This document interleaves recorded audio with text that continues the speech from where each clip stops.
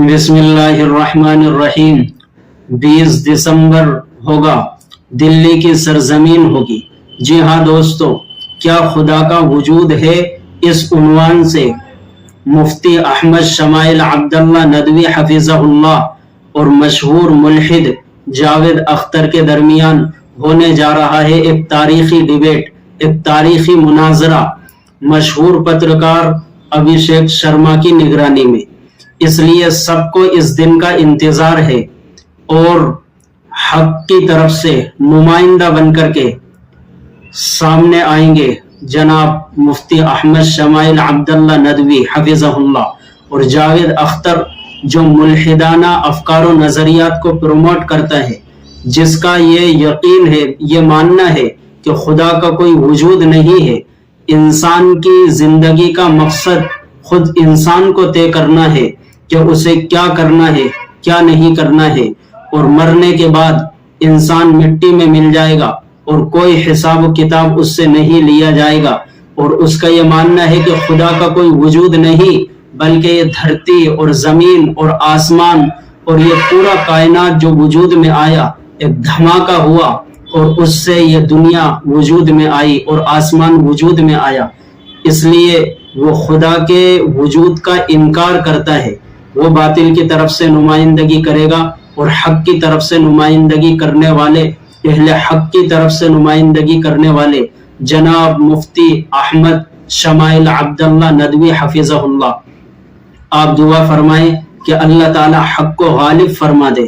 اور باطل کو مغلوب فرما دے۔ یوں تو اللہ تعالیٰ کا دستور اور طریقہ یہی رہا کہ ہمیشہ اللہ تعالیٰ نے حق کو غالب فرمایا اور باطل کو مغلوب فرمایا۔ جب جب کبھی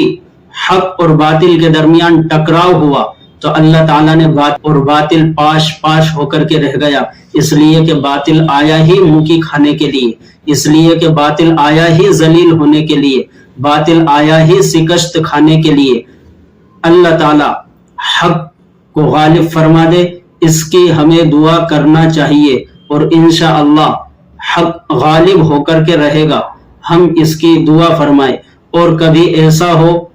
کہ وقتی طور پر جناب مفتی احمد شمائل عبداللہ ندوی حفظہ اللہ اس ملحد کے سوالات کا کوئی جواب نہ دے سکے وقتی طور پر، اس لیے کہ سوال کرنا آسان ہوتا ہے، اس کا جواب دینا مشکل ہوتا ہے۔ اس شخص کا یہی کام ہے،